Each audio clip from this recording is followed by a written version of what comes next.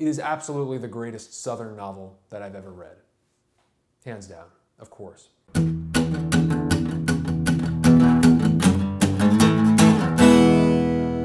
than food, man. Good morning, everyone, and what a beautiful morning it is. Welcome to Better Than Food Book Reviews. I'm your host, Clifford Lee Sargent. Hope you're doing well. Great to see you, of course. Let's get through this quick. We got a lot of ground to cover, so I'm gonna do the coffee drawing for a bag of delicious Sargent coffee and a hard copy of Absalom by William Faulkner. Very excited to be reviewing this today. This is a tremendous book. One of my favorites, undoubtedly. So, in this, I will be roasting this Burundi coffee. Burundi Kayanza Duzangiri Jambo Coupe. I can't even pronounce it. What are the notes? What are the notes on this one?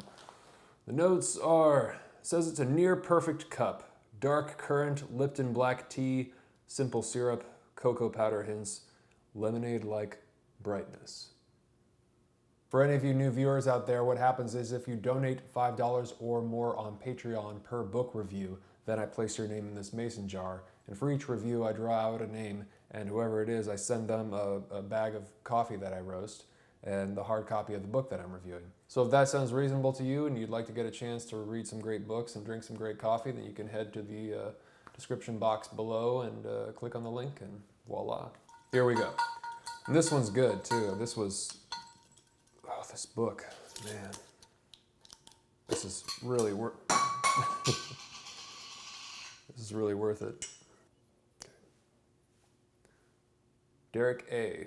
Absalom and a bag of coffee. Really delicious coffee. We'll be going to Derek A. Thank you very much, Derek. Really appreciate all the support, man. Also, really quick, this is very exciting. If you are not in the USA, but you would like to help support the show by purchasing this book, then you can go to the description box and there will be a second link. It'll say link to puss something or other.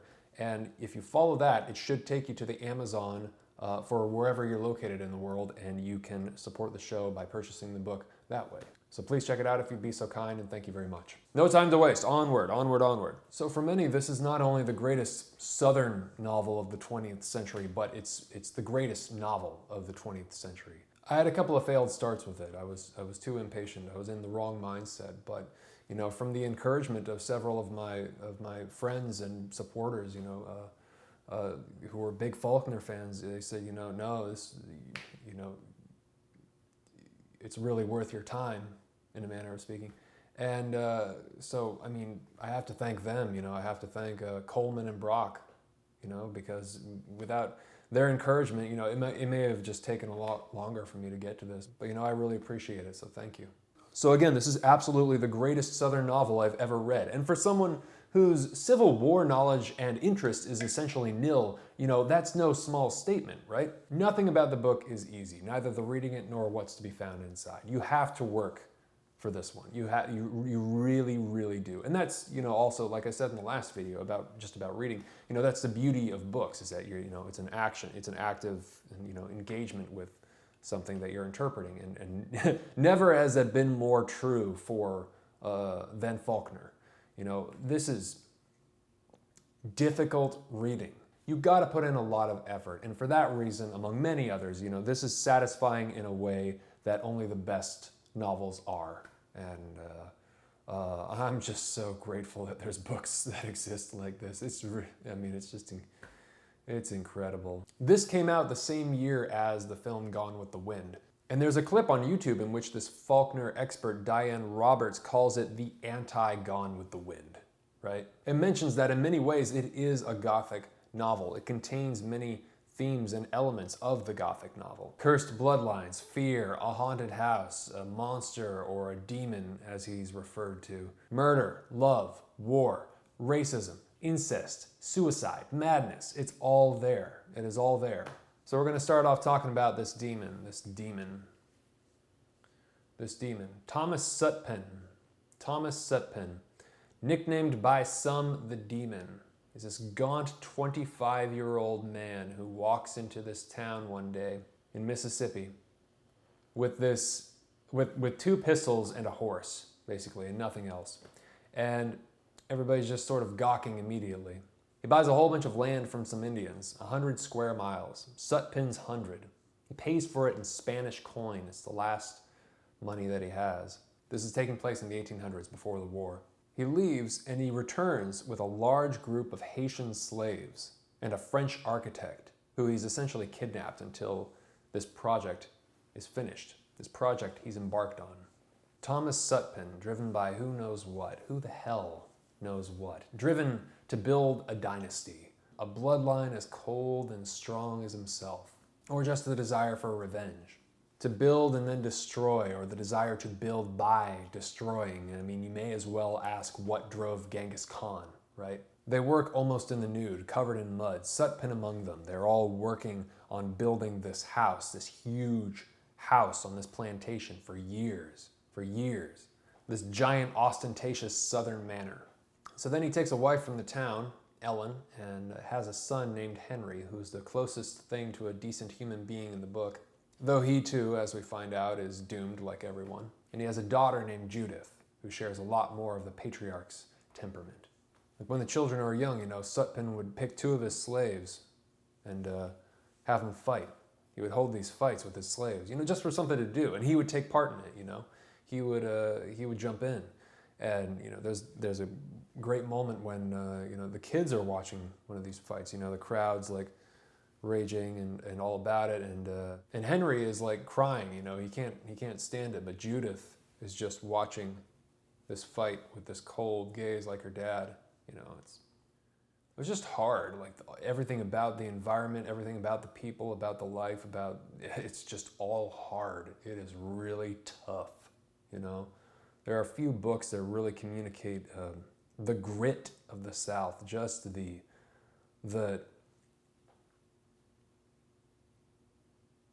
just like how fucking tough it is. So, is and was.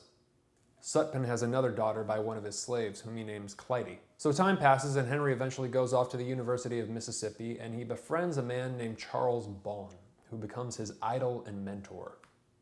Really looks up to this guy who's older than him, but just, he just admires him so much. He starts imitating him, he just has this deep, deep attraction to him. And he brings him back to introduce him to his family for Christmas, back to the house.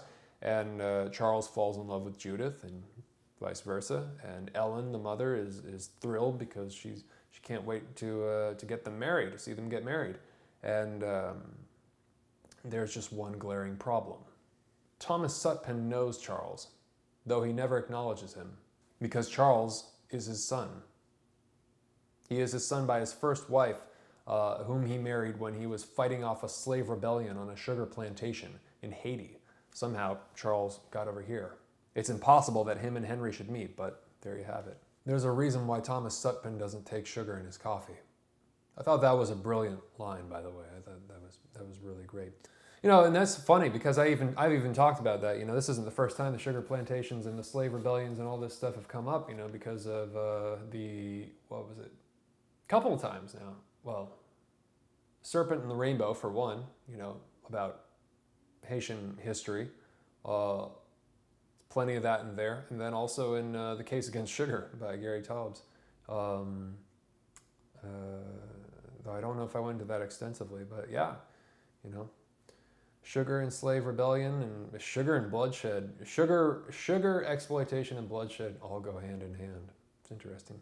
Thomas Sutpin doesn't take sugar in his coffee because it reminds him of the slave rebellion that he had to fight off while he held power of this sugar plantation in Haiti.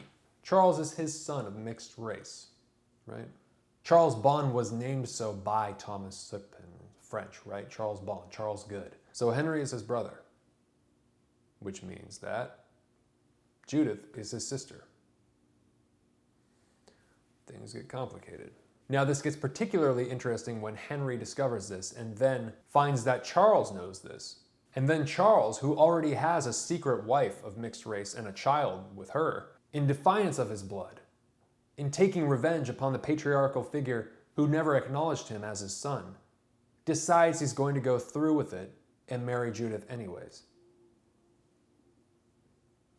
So that is the setup for the greatest Southern Gothic tragedy ever told. And then there's a war. It's just so happy.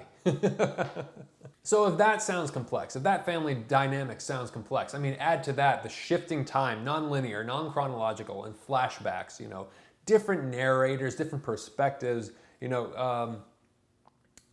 different interpretations, you have bias and hatred in some characters that is not there in others because they're more distant from it, so they can think more logically. So it's this complex patchwork it's slowly revealed over the whole novel. You never get this, the way I told it there it's cheating, because that is not how it is laid out at all. There are even characters introduced who it's as if Faulkner just assumes about them already. Suddenly they're there, but of course that's not the case. All of this is revealed gradually throughout the whole novel, which is brilliant. I mean, the structure, the way he has structured this novel, is incredible. But it takes a long time. Sometimes you have to go back, you have to reread, because a new name will pop up, or italics will come in all of a sudden, and it's like, well, this is somebody's stream of consciousness, but who? And we just switched narrators with no warning whatsoever, and so what the fuck? But it's okay, right? You got to just read it. You just got to let this wash over you and just dive in. Don't care about it. My suggestion for reading this, my technique, which I found to be very, very helpful, was to read a whole chapter, let myself get completely confused, whatever, no problem, and go to Sparknotes, and read the chapter summary just to make sure I got everything. Most of the time, I got just about everything. There were a few instances where there was an important piece of information that just slipped past me just because I was trying to pay attention, for whatever reason. But I found that to be very helpful. So I'll link to Sparknotes in the description box below. Don't use it to cheat, Don't read the summary first and then go and try and find it. I would say go into each chapter, get as much as you can, and then, just make sure you got it all and move on. And you'll be fine. You'll be fine.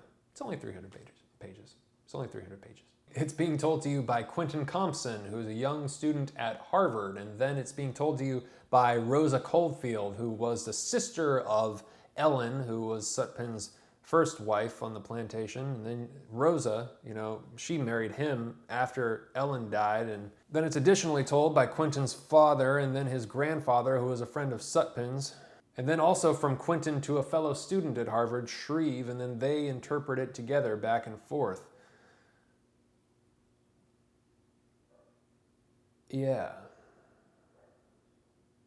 But the unique genius of the whole novel is that it is showing you how people interact with the past differently, how they interpret the past differently through their own lens, with their own emotions and their own, capabilities, picking up on different things. So it can never be, objective. Objectivity has no place in this, because it's all memory. But the thing is that for some of them, it never leaves them. It haunts them, right? That's the Gothic quality to the whole thing. Everybody's haunted. Everybody, in some fashion. Everybody's haunted by this man and the actions of him and his family. There's this very popular quote from Faulkner that you've probably heard before, which is, "The past is never dead. It's not even past." And that sums up the whole thing. That's it, right? That's what it's all about. That's from his novel Requiem for a Nun, which I haven't read. This is the only Faulkner I've read. Again, this is the only one. And many people say it's his magnum opus, right? Many people say this is like the best of the best of the best of the best. And I'm not surprised. The whole reason I am doing this YouTube channel is so I can tell you about books like this one right here, this one. Oh, he was brave. I have never gainsaid that. But that our cause, our very life and future hopes and past pride, should have been thrown into the balance with men like that to buttress it. Men with valor and strength, but without pity or honor. Is it any wonder that heaven saw fit to let us lose? That's Faulkner's whole idea of why the South lost the war, because of men like Sutpen.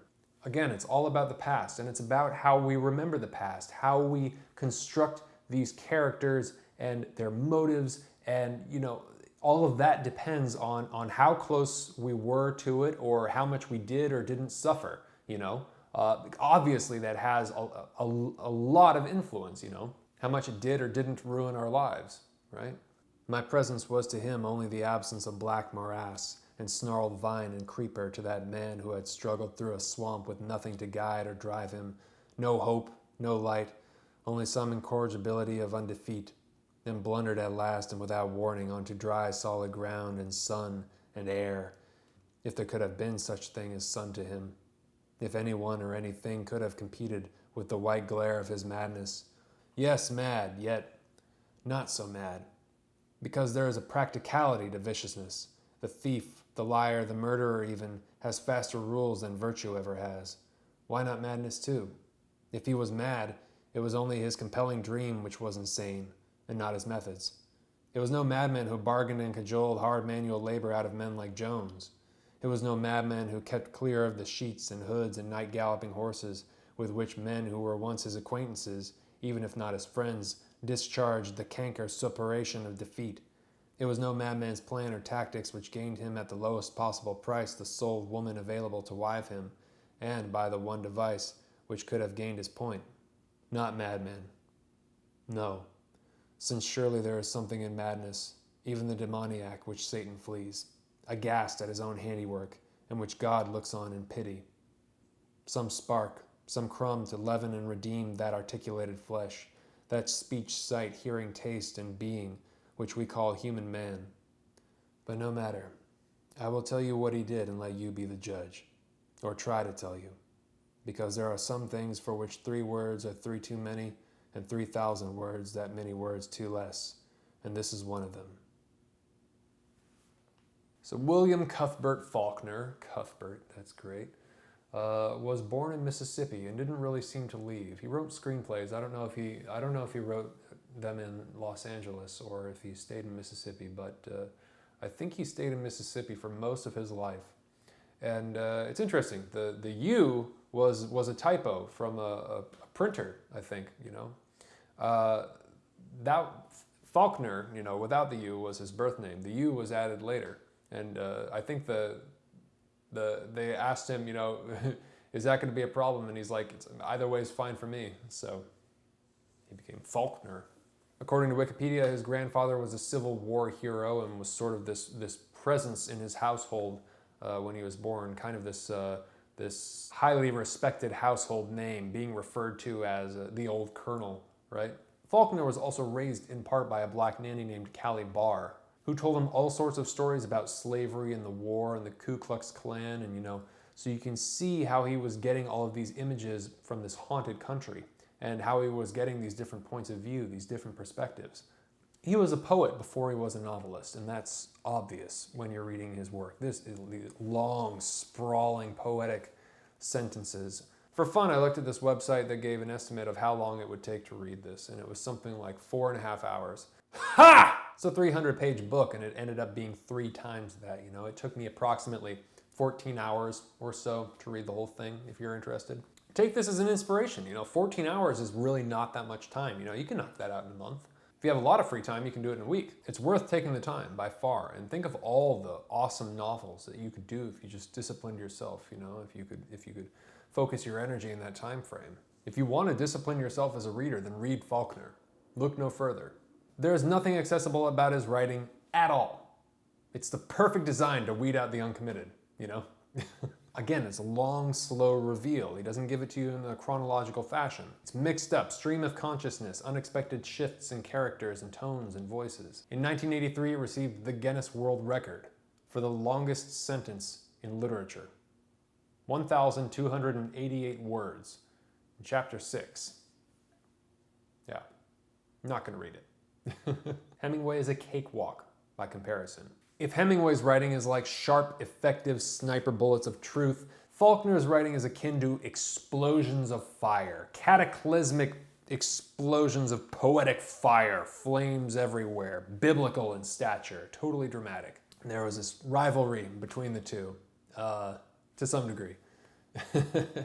Both Faulkner and Hemingway embellished their military service, which is discussed in this clip on YouTube by this guy who wrote this book about their letters to one another. I'll link to it in the description box below. I thought it was great. It's very funny, because these two characters who have this really, heavy emphasis on masculinity and the artistic creations of the veteran, the post-war veteran.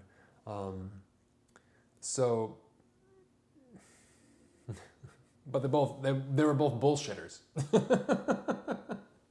And they're both seen as like real manly men, but the funny thing is that like they're full of shit in certain instances. I'm not trying to discredit their writing at all, but I thought that was really fucking funny. Hemingway once referred to Faulkner as old corn drinking mellifluence, and apparently tried to kind of like say that he was a drunk, take a jab at him.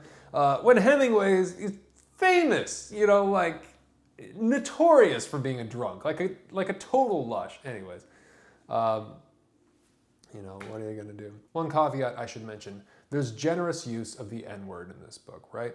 But try and see it for what it is. It's a cruel word used by cruel people in a cruel way during a cruel time. So, race is an enormous component of the book. Faulkner's picture of the South is anything but ideal. Again, it's the anti-Gone with the Wind. And so much of these struggles are not only external but also internal. One of the darkest examples, Charles Bond joins the Confederate Army with Henry while all this is happening, himself being mixed race, knowing it, but still fighting for the South. So by now, I think you have an idea of the grim and complex inner struggles of these characters. The Sutpen failure is a metaphor for the South's failure.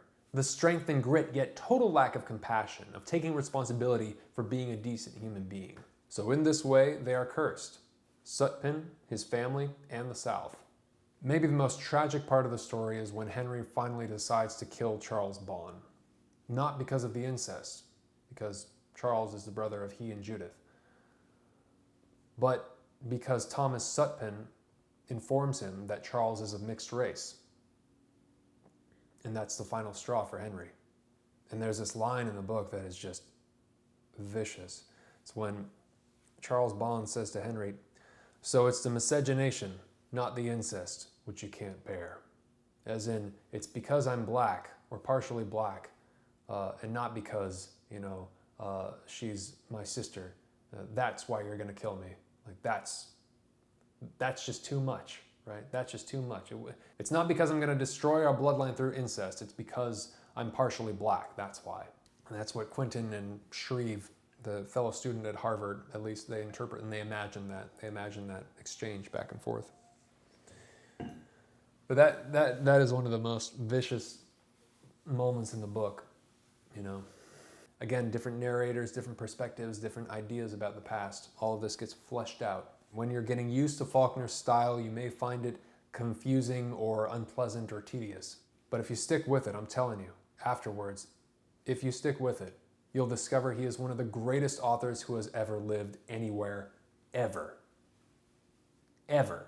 There are a handful of times where I penetrated into the work of a genius and knew it when it was happening, where I had at least a modicum of intelligence to recognize how great something is. A writer or artist so good you're not even jealous or envious, because you are so far from what they were and shall continue to be in history that all you can do is simply marvel and appreciate and learn from to whatever degree your mind will let you.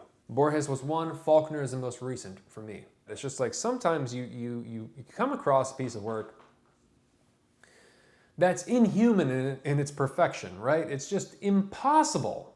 I mean, it's just like, how? How is the word that falls out of our mouths, or at least my mouth. Any one of us who has read this book and at least partly understood this narrative. How the fuck does one man create something this good? How is it possible? How is it possible? It's not, right? It's like,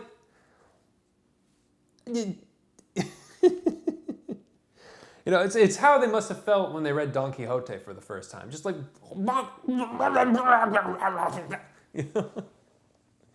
this can't possibly be one person, It's like, it's too good. It's just,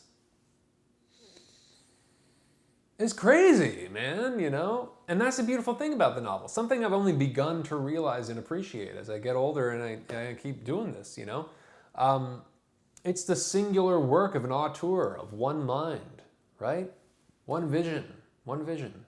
As close to the pure expression of one mind as you can come. In the novel, you can't hide behind anyone or anything, you know? You can't blame anybody else for its failures. You can't take any shortcuts. You can't elude the work and responsibility of your creative process. Film and music, they're collaborative mediums mostly, beautiful in their own right. But with the novel, the singular expression of a genius mind is something to marvel at, right? Capturing history and culture through its own lens, its own unique lens, using metaphors and drama. Time frozen and trapped in ink on paper. And if it's truly good, if it's timeless, it'll be unleashed again and again, never diminishing in power for the ages to come. So much of the novel is concerned with the truth and not telling the truth, and how not telling the truth can lead to absolute and total ruin. So what I take away from Absalom is never underestimate the power of deceit and lies. Never ignore the things from the past which you know to be wrong, because they inform, whether you know it or not, the present. And never think you're so strong that you can escape it, or that you don't need other people, whether family or friends or otherwise. Absalom by William Faulkner. It's impossibly genius. It's one of the greatest books I've ever read. Better than food. So if I don't see you before then, have a very happy Thanksgiving with your friends and family, and always remember life is far too short to read bullshit. If you would like to give thanks and support the show and get in on this book and coffee lottery, get a chance to get sent an awesome book and some coffee, you can head over to patreon.com/books are better than food.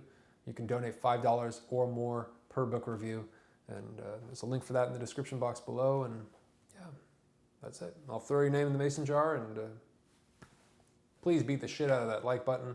Would really appreciate it. Subscribe if you have not already. Would you please subscribe? It would help me out a bunch. Thank you very much. And then if you have 2 seconds and you can't afford to support, which I totally get, you can head over to Facebook and just give me a like.